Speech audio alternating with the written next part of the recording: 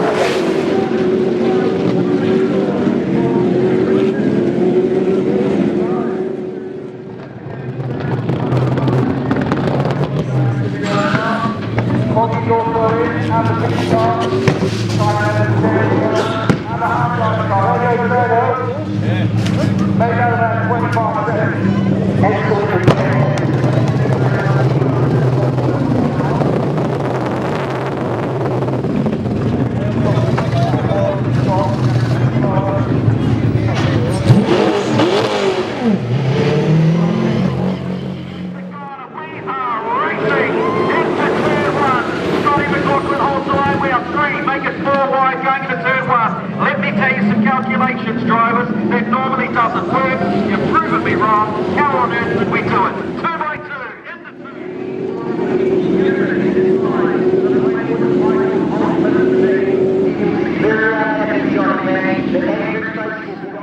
over these laps, as race unfolds, the different consistency of the brakes, the fuel loads, the drivers, the tyres, everything is right.